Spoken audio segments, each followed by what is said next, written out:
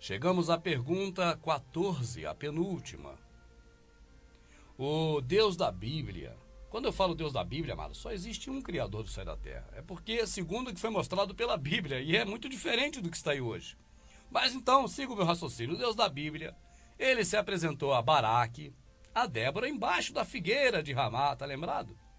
Se apresentou a Eude, a Gideão, a Sansão, a Jefté, e a tantos outros, a Abraão.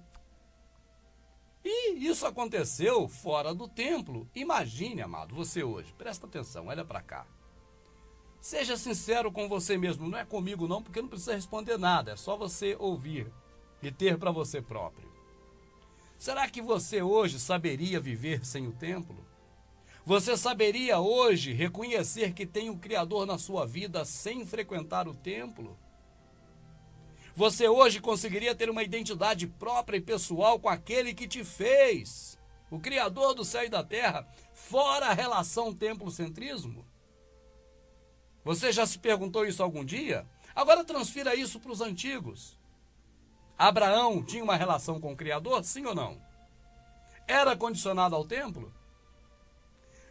Outro homem que foi justíssimo, Jó, o justo, uma relação íntima com o Criador, tinha a ver com o templo? Até mesmo, amado, o homem mais fiel de todos os tempos, vamos dizer assim, né? Ou um dos mais fiéis, Jó, algum dia ele deu dízimo. Jó era fiel, as pessoas chegam hoje a dizer assim, você tem que ser fiel a Deus, tem que ser fiel no dízimo. Peraí, Jó era fidelíssimo. Que dia Jó deu dízimo? Então você vê que é muita coisa estranha. Você já imaginou, amado, no teu caso, que você pensa assim, eu preciso de uma relação com Deus, e isso me diz respeito a estar na igreja, a ser membro da igreja, a estar em dia com o dízimo, a cumprir com as minhas obrigações com a obra do Senhor. Eu pergunto, amado, onde você viu isso? Esse perfil que você exerce é o perfil de Pedro? É o perfil do Salvador? É o perfil de Paulo? Você está imitando quem? Foi esse o caso de Esther com o Criador? Eu pergunto a você, meu amado, chega de hipocrisia. Vamos ser realistas. Nós não podemos ser hipócritas nem para os outros, quanto mais para nós mesmos. Você tem consciência de que Esther era uma mulher de Deus? Você tem consciência de que Esther tinha uma relação pessoal com Deus? E já que você tem consciência disso, eu pergunto agora, qual era a igreja de Esther? Essa relação dela com Deus se baseava em qual denominação? Era preso a qual doutrina? Era ligada a qual ministério? Você não vê que isso tudo é invencionismo? Ah, mas Gideão tinha um relacionamento com o pai, quando ele estava no largar, malhando trigo para fugir, esconder dos medianitas. Amado, ele estava no lagar, malhando trigo. Não era na igreja. Não era no templo de pedra. Ah, mas no val de Jaboque, o anjo contendeu lá com o Jacó, e a noite toda. Amado, aquilo foi no templo. Aquilo foi na igreja. Imagine se esses homens precisassem de um templo, ou de uma igreja, para ter uma relação pessoal com o Pai. Como esses homens viveriam da fé? Se você vê a defesa de Estevão, defesa de quem? Defesa de Roma? Não, defesa desses homens que te manipulam. Era desses que ele estava se defendendo, porque ele estava sendo julgado por estes. Lê para ver. E ele disse dos grandes homens da fé, os homens que pela fé obedeceram ao Criador, ele cita uma carreira deles, um monte. Será que algum desses, pelo menos um desses citados pelo Estevão, incluindo ele, será que para ter uma relação pessoal com o Criador, ele dependia de templo? Ou não seria exatamente o contrário? Estevão estava agora justamente no templo sendo acusado e alguns minutos antes da sua própria morte na mão desses próprios homens. Você talvez já tenha lido isso muitas vezes, mas você nunca percebeu que quem matou Estevão foram esses homens do templo. Os mesmos que deram uma surra em João e Pedro, porque converteram quase 5.000 almas e tiraram de lá. Os mesmos que queriam matar Lázaro, após Lázaro ter sido ressurreto pelo Salvador. Os mesmos que prenderam o Salvador, esbofetearam, deram cusparada na cara dele. Bateram muito nele e entregaram para ser morto naquela morte horrível, na morte maldita. Os mesmos que pregaram aquela cruz que é símbolo de maldição e você sabe disso. E agora propagam a cruz daí, essa cruz maldita, dentro do cristianismo em vários lugares, inclusive nos templos religiosos protestantes. Porque eles mesmos usaram esse símbolo maldito, pregaram o Salvador nele e agora estampam, até em camisas, o símbolo da cruz, e você talvez até vista ou tenha na sua igreja. Você não vê que essa coisa é tudo estranha, meu amado? E ainda te acostumou a dizer a paz de Baal, só Baal é Deus. Louvado seja Baal, porque a palavra Senhor que você tanto repete é Baal, meu amado. Ou você também disso não sabia?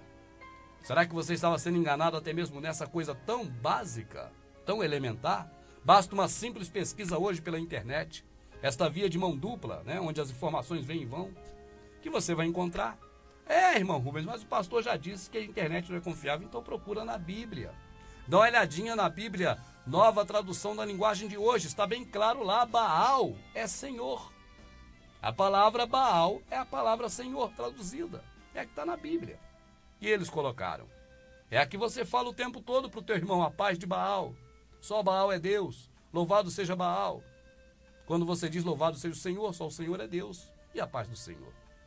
Então, meus amados, se você sente que para ter uma relação pessoal sua com o Criador, você depende de um governo de homens, no caso pastor ou bispo, depende de uma denominação, depende de um templo, depende de uma religião. Se você pensa dessa forma, saiba que você está pensando diferente de Abraão, Isaac, Jacó, Esther, Ruth e de todos aqueles antigos, porque nenhum deles tiveram esse tipo de relacionamento com o Criador baseado em um templo, ou uma denominação, ou uma religião. É muito fácil contestar, é muito fácil comprovar tudo isso apenas lendo a Escritura. Está tudo lá, você só não enxergou até agora, porque a sua mente foi preparada para não enxergar. Os Illuminati, os senhores do mundo que dominaram tudo, os governos, a educação, a comunicação, eles dominaram também a religião. E o que você assiste hoje, o que você presta hoje, o que você está dentro hoje é de um processo Illuminati. Um processo de contaminação mental, de domínio das pessoas, promovido pelos Illuminati e pelos seus assessores mais baixos, os maçons. Então, basta a partir de agora, você que já se interessou por responder essas perguntas e agora se interessou por ouvir as respostas, analisar com você mesmo. Eu não estou aqui falando isso tudo para poder chamar você para ser meu membro. Os meus membros estão aqui, ó, meus dedos, minha mão, meu braço. Agora, nós todos somos esses membros da cabeça, que é o Salvador. Se existe uma outra cabeça por aí, saiba que ele chama de Anos, é o que está lá na Escritura. Servem ao próprio Anos, e não a cabeça que é o Salvador. Então, a cabeça é o Salvador. Não há um homem sobre outro homem. Isso é o que está escrito, isso é para se praticar. O templo verdadeiramente somos nós. O templo de pedra não representa nada, não é criação do Criador, não é pedido dele, ele nunca pediu isso. Basta ver as respostas anteriores aqui ou procurar outros vídeos, quando a gente lê a Escritura sobre isso. Pode também conhecer a série Semeando, com 10 DVDs. Tem tudo isso lá, tudo lendo a Bíblia. Tem outra coisa a não ser ler a Bíblia. Então eu creio que é hora de você fazer uma reflexão e repensar tudo. Sabe por quê? Porque no final das contas, meu amado, quem vai se ajoelhar diante do Pai naquele grande dia não é o seu pastor por você. Naquele dia, se você falar, Pai, me perdoa, eu aprendi errado porque o pastor que tu me deu me ensinou errado, e ele dirá, minha Escritura você não leu? Não disse eu que eu sou o pastor, que não há nenhum homem entre o Criador e o homem? Que apenas há um mediador, o Salvador, o homem, já é homem para não precisar de outro, você não leu? Olha para trás, olha quem está ali, ó. Olha teu pastor na fila espiritual também ali, vai chegar a vez dele. Ele vai responder por ele e por tudo que ele fez aos outros, mas isso não redime ninguém. Então, meu amado, saiba que é hora de você fazer uma reflexão. Repensar tudo isso, não segundo o meu entendimento, mas segundo a Escritura. Vai lá e lê. Está escrito que o Espírito Santo capacita todas as coisas. Ele nos ensina. Para isso ele foi enviado. É o Consolador que nos convence do pecado, do juízo, do que é justo. Então, se você realmente crer que tem o Espírito Santo, não o Espírito da Rua Azusa, que faz falar rabacheia, rebolar, pular, até cair com as pernas abertas, com as calcinhas aparecendo. Isso não é o Espírito do Pai. Isso é o Espírito da Rua Azusa. Mas se você julga que você tem o Espírito do Pai, aquele Consolador enviado, cabe a este te instruir na verdade. Não precisa de outro homem. Vai para a Bíblia e lê. Que esse Espírito vai te instruir. Se você não crê nisso, você vai crer em quê? Agora, é hora de fazer uma reflexão. Esther, Ruth, todas essas mulheres e esses homens de antigamente tiveram relação íntima com o Pai e nenhum deles dependeu do templo, da religião ou da denominação.